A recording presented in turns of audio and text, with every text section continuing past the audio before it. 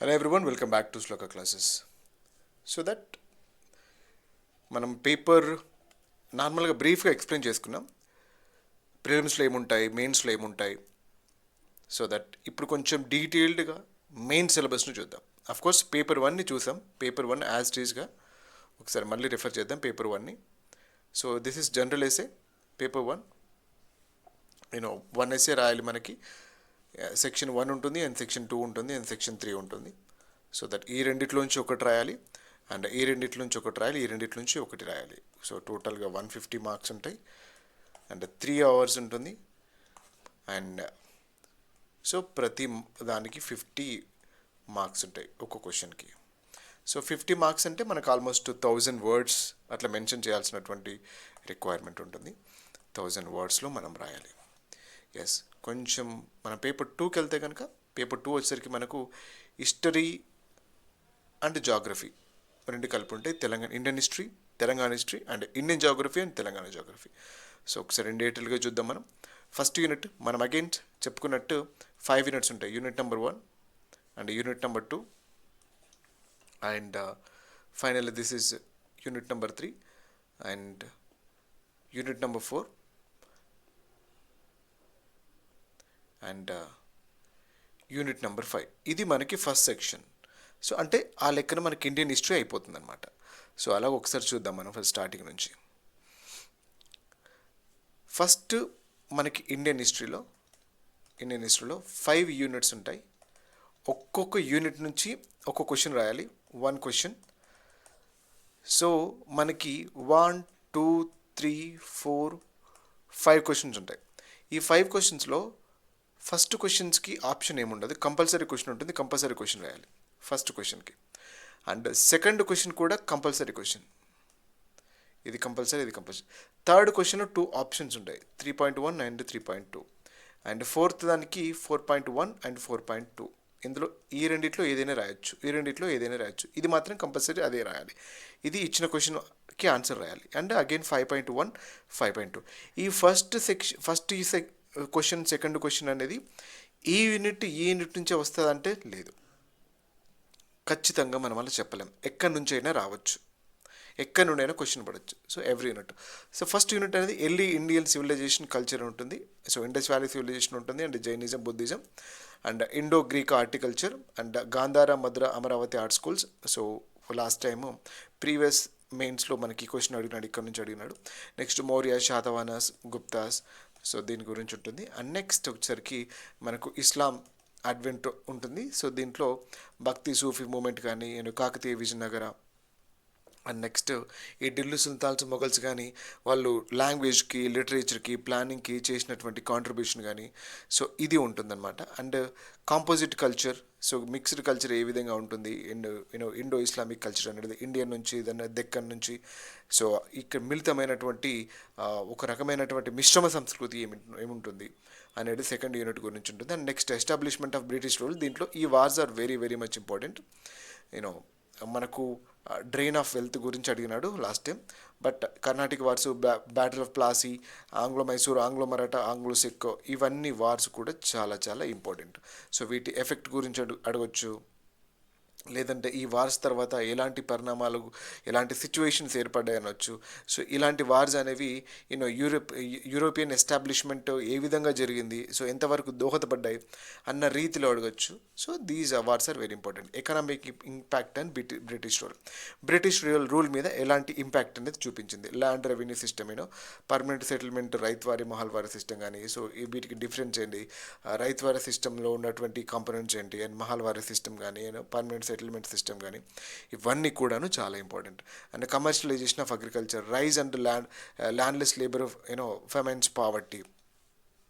And next deindustrialisation, drain of wealth, transformation of Indian economy ఎట్లా transform అయింది, and growth of railways, transport, communication and development of telegraph and postal services. So ఇవన్నీ European advent రూల్లో ఏ విధంగా transform అయినాయి అనేది కూడా important. And anti British uprising 18th 19th centuries ఏవైతే ఉన్నాయో, tribal revolts. So 18th 19th సెంచురీలో ఉన్నటువంటి tribal revolts అనేవి. Next so ఈ పర్టికులర్ 1857 రివోల్ట్ అనేది causes, major events, consequences, reasons for failure. So ఈ ఈ ఇన్సిడెంట్ 1857 నుంచి 360 డిగ్రీస్లో మనం చదువుకోవాలి కంప్లీట్గా. 1857లో ఉన్నటువంటి డేటాతో పాటు కాకుండా 1857 యొక్క ఎఫెక్ట్ ఏంటి, సో రీజన్స్ ఏంటి, సో దీనికి రీజన్స్ ఫర్ ఫెయిల్యూర్ ఏంది, ఇది రావడానికి గల కారణం ఏంది, సో ఇవన్నీ కూడా మనం 360 డిగ్రీ డైమెన్షన్స్లో మనం చూసుకోవాలి. Rise of Indian nationalism, socio religious reforms in Brahma Samaj, Arya Samaj, Aligarh movement, Satyashodhak movement, Jyotiba Phule, Pandita Ramabai, Narayana Guru, Annie Besant, doctor B R Ambedkar. So వీళ్ళంటన్నిటి గురించి కూడా మనం చదువుకోవాలి. అంటే ద్రవిడియన్ మూమెంట్ అంటే నాన్ బ్రాహ్మిన్ మూమెంట్ గురించి కానీ, and leaders promoting social equality, Periyar, Ramaswamy, Mahatma Gandhi, Ambedkar, other reforms, వీళ్ళందరి నుంచి కూడా మనం చూసుకోవాలి. అంటే ఏదైతే ఫ్రీడమ్ కన్నా ముందు ఉన్నటువంటి సిచ్యువేషన్ అనమాట. Then freedom of Indian freedom struggle 1885 నుంచి 1947 మనకు ఐఎన్ఎస్ నుంచి స్టార్ట్ అవుతుంది. సో దాంట్లో ఉన్నటువంటి మోడరేట్స్ ఏ విధమైనటువంటి అవలంబించినారు, అండ్ ఎక్స్ట్రీమిస్ట్స్ ఏ విధంగా ఉన్నారు, అండ్ పార్టిషన్ ఆఫ్ బెంగాల్, అంటే స్వదేశీ boycott movement, home rule movement, non cooperation movement, civil obedient movement, quit India movement, and దీంట్లో యూత్ ఆర్గనైజేషన్స్ యొక్క పార్టిసిపేషన్ ఏ విధంగా ఉంది, farmers participation, women freedom struggle, and revolutionary groups, వీళ్ళందరి గురించి కూడా చదవాలి. ఇది కంప్లీట్గా మనకు ఇండియన్ హిస్టరీ గురించి చెప్తుంది. సో ఇండియన్ హిస్టరీ గురించి చెప్తుంది. మనం లేటర్గా బుక్స్ ఏం చదవాలి, ఏ విధంగా ప్లాన్ చేసుకోవాలి అనేది తర్వాత చూద్దాం. బట్ మెయిన్స్లో ఇన్ డీటెయిల్డ్గా సిలబస్ అనేది కంపల్సరీ ఒక మార్గనిర్దేశకత్వాన్ని చూపిస్తుంది. Syllabus is very very much important. So సిలబస్ని మనం ఖచ్చితంగా ఐ కెన్ టెల్ యూ, మనం ప్రిపేర్ అవుతున్నప్పుడు సిలబస్లో ఏముంది, ఏం చెప్తుంది అనేది ఇన్ డీటెయిల్డ్గా మనకు అవగాహన ఉండాలి. ఎందుకంటే మనం కరెంట్ అఫైర్స్లో చదువుకున్నా, లేకపోతే ఎక్కడ ఏ సమాచారాన్ని చదువుకున్నా, ఇది సిలబస్లో ఇక్కడ ఈ పోర్షన్లో ఇక్కడ ఉంది కాబట్టి ఇది ఇంపార్టెంటో అన్న ఒక అవేర్నెస్ అనేది ఉండాలి. నార్మల్గా సింపుల్గా మనం చదువుకొని బ్లైండ్గా ఏదో ఒక టెక్స్ట్ బుక్ని తీసుకొని బైహార్ట్ చేయడం కాదు. సిలబస్ ఏదైతే ఉందో ఇదే మనకి రూట్ని చూపిస్తుంది. టార్చ్ బేరర్, వాట్ ఎవర్ మీరేమనుకున్నా కానీ కూడా సిలబస్ ఈజ్ ఇన్ఎవిటబుల్. సిలబస్లో ఉన్న ప్రతి పాయింట్ మనకు తెలియాలి. And history of Telangana, ancient history, Satavahana, శిక్షాకుల, విష్ణుకుండిస్ గురించి చదవాలి. Rise and spread of Jainism, Buddhism అక్కడ ఉంది అండ్ ఇక్కడ ఉంది. And next socio cultural conditions, ancient Telangana, language development కానీ, and literature and art and culture, local traditions, sculptures, stupas, monasteries, వీటన్నిటి గురించి కూడా మనం చూసుకోవాలి. అండ్ మీడివల్ తెలంగాణలో మన Qutb Shahis, Kakatiyas and protest, especially కాకతీయాలు, వెలుమ కింగ్డమ్లో కల్చర్ డెవలప్మెంట్, వాళ్ళు చేసినటువంటి డెవలప్మెంట్ ఏదైతే ఉందో దాంట్లో literature development, music, dance, temple architecture, ఇవన్నీ కూడాను very very very much important. And next Qutb షాహీలో కూడా తెలుగు లిటరేచర్లో వాళ్ళ కాంట్రిబ్యూషన్ ఏ విధంగా ఉంది, దెక్కన్లో కాంట్రిబ్యూషన్ ఏ విధంగా ఉంది, ఆర్ట్ అండ్ ఆర్కిటెక్చర్లో కాంట్రిబ్యూషన్ ఏ విధంగా ఉంది. సో ఇవన్నీ కూడా చూసుకోవాలి. అంటే protest movements against Kakatiyas, Qutb Shahis ఏవైతే ఉన్నాయో వాళ్ళ మీదటువంటి ప్రొటెస్ట్లు అనమాట. అంటే సమ్మక్క సారక్క మూమెంట్, అంటే సర్వై పాపన్న మూమెంట్. సో ఇవంతా వెరీ వెరీ మచ్ ఇంపార్టెంట్. ఎక్కడ ఏ పోర్షన్ అనేది తెలియదు. సేమ్ ఇక్కడ కూడా తెలంగాణ హిస్టరీలో మళ్ళీ అగైన్ 1, 2, 3, 4, 5 ఉంటాయి. అండ్ 1 కంపల్సరీ, 2 కంపల్సరీ, 3లో 3.1 అండ్ 3.2 ఉంటుంది, ఏదైనా ఒకటి రాయాలి. అండ్ 4.21 అండ్ 4.2 ఉంటుంది, ఏదైనా ఒకటి రాయాలి. అండ్ 5.1 అగైన్ 5.2 ఉంటుంది, ఏదైనా ఒకటి రాయాలి. కానీ ఇది ఈ యూనిట్ నుంచే, ఇది ఆ యూనిట్ నుంచే వస్తుంది అన్న గ్యారంటీ ఏం లేదు. ఎక్కడి నుంచి అయినా రావచ్చు. 5th నుంచి తీసుకుపోయి 1స్ట్లో వేయచ్చు, 1st నుండి తీసుకుపోయి 5thలో వేయచ్చు. So there is no compulsory. And next Telangana under Asaf Jahi dynasty. So Telangana under Asaf Jahi డైనాసిటీలో Salar Jung reforms, socio economic structure under Nizams, land tenures కానీ, Jagirdari, Deshmukh Vetti system, and social hierarchy, rural economy కానీ ఇది, and revolt of 1857 in Hyderabad ఏ విధంగా ఉంది, తుర్రబాజ్ ఖాన్ ఏ విధంగా ఫైట్ చేసినారు, economic development under 6th, 7th నిజామ్స్లో మనకి ఎకనామిక్ డెవలప్ ఏ విధంగా జరిగింది, and growth of railways and transport communication, establishment of industries కానీ, అండ్ ఎక్స్పాన్షన్ ఆఫ్ ఎడ్యుకేషన్ కానీ, అండ్ ఇదంతా ఇంపార్టెంట్. అఫ్ కోర్స్ ఇందులో ఇది ఇంపార్టెంట్ అది ఇంపార్టెంట్ అని లేదు, ఎవ్రీ వర్డ్ సిలబస్లో ఉన్న ప్రతి ఒక్కటి కూడా ఇంపార్టెంటే. అన్నిటి గురించి చదువుకోవాల్సిందే. ఆర్కిటెక్చర్ హెరిటేజ్, అసఫ్ జాహీలో ఉన్నటువంటి ఆర్కిటెక్చర్, చార్మినార్, వాటికి సంబంధించి చహముల ప్యాలెస్ కానీ, ఓయూ స్ట్రక్చర్ కానీ, ఇదంతా కూడా చూసుకోవాలి. అంటే సోషల్ కల్చర్ అవేకనిక్ ఇన్ తెలంగాణ, అవి దాంట్లో ఆంధ్ర సరస్వత పరిషత్గా వాటి గురించి, అంటే నిజాం రాష్ట్ర ఆంధ్ర జనసంఘం, జనకేంద్ర సంఘం, ఆంధ్ర మహాసభలు, ఇవంతా బ్రహ్మ సమాజ్, ఆర్య సమాజు, ఆది హిందూ, దళిత్ మూమెంటు, యూనో ఇట్లాంటి భాగ్యరెడ్డి వర్మ గురించి. లాస్ట్ టైం నేను భాగ్యరెడ్డి వర్మ గురించి అడిగినాడు. Bhagya Reddy Varma role in Dalit upliftment and Adi Hindu movement, దీని గురించి అడిగినాడు. Growth of women's movement, Andhra Mahila Sabha, women's education and social awareness and దీని గురించి, and Hyderabad state Congress and Vande Bharat movement, beginning of political awakening, ఇదంతా కూడా చూడాలి. అండ్ 5th యూనిట్ వచ్చేసరికి మనకు people's movement against Nizams role, అందులో రామ్జీ గోండ్, ట్రైబల్ మూమెంట్స్ ఏవైతే ఉన్నాయో revolts, Ramji Gond, Komram Bheem, jungle Zameen, and Telangana peasant arm struggle కానీ, role of Andhra Mahasabha communist కానీ. సో చాలా డీసెంట్గా ఉంది, చాలా నైస్గా ఉంది.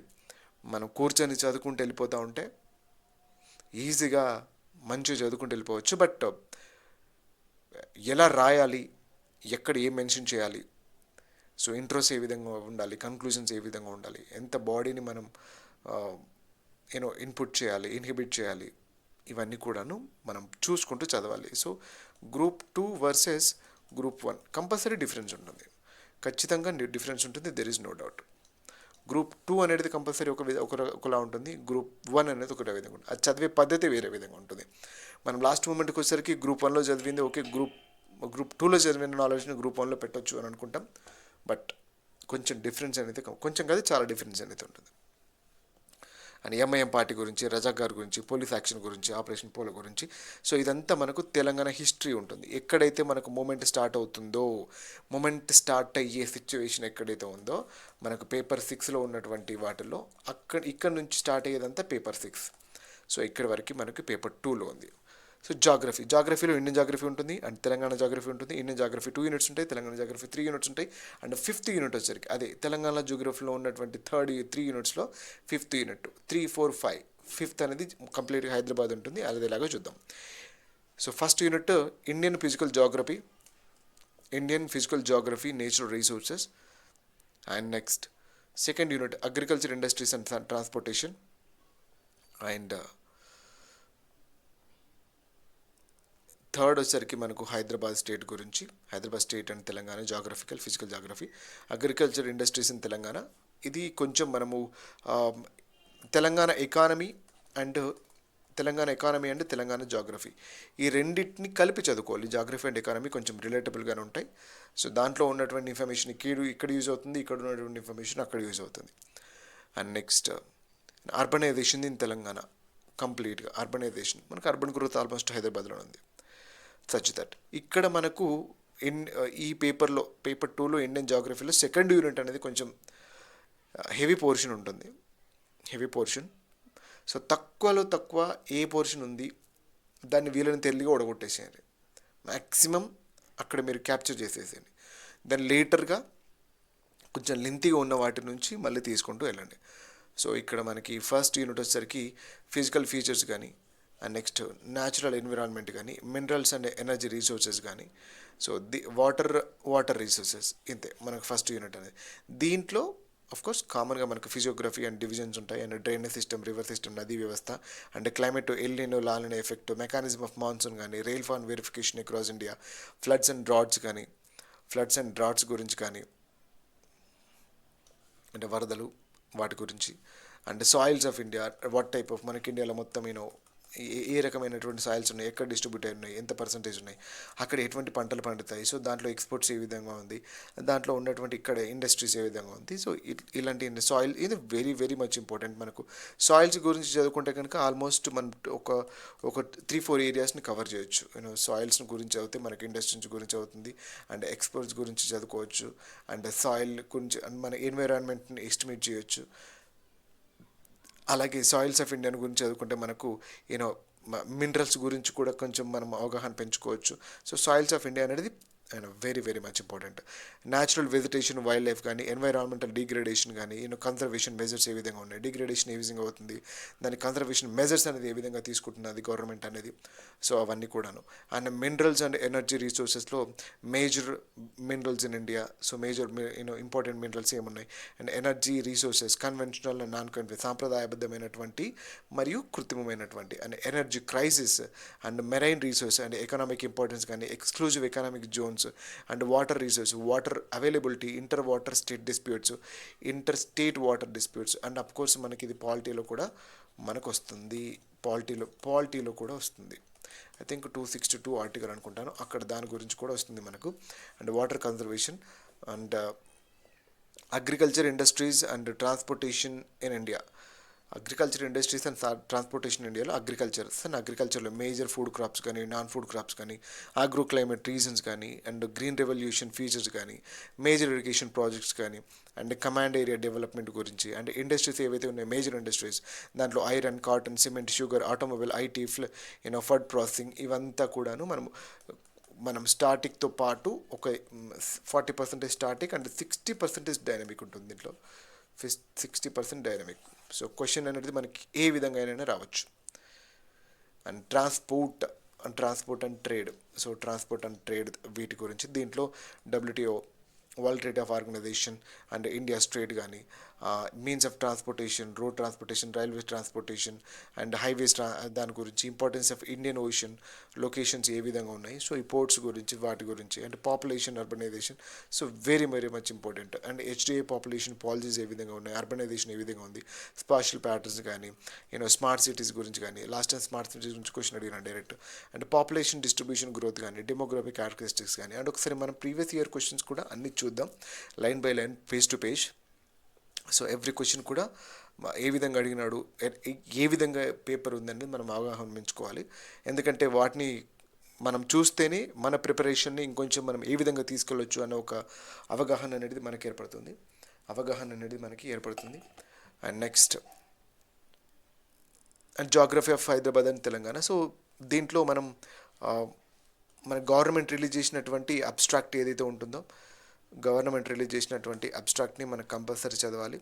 సో అబ్స్ట్రాక్ట్లో మనకు పాపులేషన్ గురించి బాగా డీటెయిల్డ్గా తెలుస్తుంది. అండ్ పాపులేషన్ గురించితో పాటు సో మనకు ఈ సాయిల్స్ గురించి కానీ, ఫారెస్ట్ కవర్ గురించి కానీ, అండ్ ఫిజికల్ సెట్టింగ్ గురించి, సో వీటన్నిటి గురించి కూడా మనకు డీటెయిల్గా తెలుస్తుంది. అఫ్కోర్స్ మనం క్లైమేట్ ఇవన్నీ కూడా మనం చదువుకోవాలి. And resource of projects, and soil and water conservation ఏ విధంగా ఉంది, మినరల్స్ అండ్ ఎనర్జీ ఏ విధంగా ఉంది, coal, iron ore, thermal, hydro power projects అన్నీ కూడా ఎలా ఉన్నాయి. And agriculture and industries in Telangana, దాంట్లో agriculture and Telangana industries and transportation, rainfed areas కానీ, dry land area farming and drought prone regions మన డైరెక్ట్ క్వశ్చన్ పడింది last time.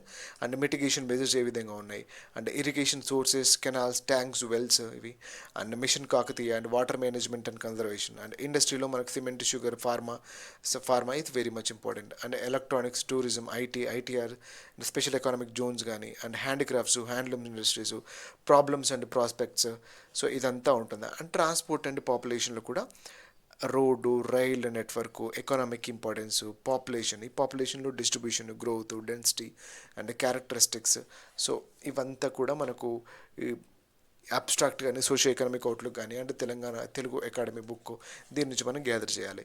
And tribal population is very much important, ఎంత percentage ఉంది, so అక్కడ so రకరకాల వాళ్ళకి తీసుకున్నటువంటి స్కీమ్స్ ఏంటి, ఐటీడీ యొక్క వర్క్ ఏంటి, సో ఇలాంటివన్నీ కూడా total tribal problems, tribal area development policies, urbanisation, కంప్లీట్గా మనకు హైదరాబాద్ సిటీ గురించి, అండ్ మైగ్రేషన్ ప్యాటర్న్స్ ఏ విధంగా ఉన్నాయి. సో మైగ్రేషన్ ప్యాటర్న్స్ తెలంగాణ ఉన్నటువంటి స్టేట్లో ఇంటర్నల్ మైగ్రేషన్ ఏముంది, ఎక్స్టర్నల్ మైగ్రేటర్స్ ఏమున్నాయి, పుల్ ఫ్యాక్టర్స్ ఏమున్నాయి, పుష్ ఫ్యాక్టర్స్ ఏమున్నాయి, సో ఎవాల్యుయేషన్ ఏ విధంగా ఉంది కాస్మోపాలిటన్ సిటీస్లో. అండ్ హైదరాబాద్ సిటీ ఏదైతే ఉందో దాంట్లో ORR అండ్ మెట్రో ఏంటి, ప్లానింగ్ ఇష్యూస్ ఏమున్నాయి, అండ్ ఇండస్ట్రియల్ స్టేట్స్ ఏమున్నాయి, ఇన్ఫ్రాస్ట్రక్చర్, ట్రాన్స్పోర్ట్ కానీ, urban structure, and HMDA and GHMC, Hyderabad plan 2031 ఏముంది, Hyderabad as global city, importance, tourism. So this is what complete మనకు పేపర్ 2. సో ఇది మనకి 150 మార్క్స్కి ఉంటుంది, 150 మార్క్స్కి అనేది ఉంటుంది. మనం నెక్స్ట్ వీడియోలో మనం పేపర్ 2ని డిస్కస్ చేద్దాం. పేపర్ 3ని డిస్కస్ చేద్దాం. పేపర్ 3 వచ్చేసరికి Indian society, constitution and governance. So ఈ పీడిఎఫ్ కావాలనుకుంటే కింద ఇచ్చినటువంటి లింక్లో టెలిగ్రామ్ లింక్లో మనకు పీడిఎఫ్ ఉంటుంది, అక్కడ నుంచి మీరు డౌన్లోడ్ చేసుకోవచ్చు. సో కంప్లీట్ క్లమ్జీ కాకుండా డీటెయిల్డ్గా అరేంజ్ చేసినాను. So this is what all about paper 2కి సంబంధించినటువంటి సిలబస్ మెయిన్స్లో. So thank you very much. If you like this, if you get some information through this video, please hit the like button. Thank you for watching.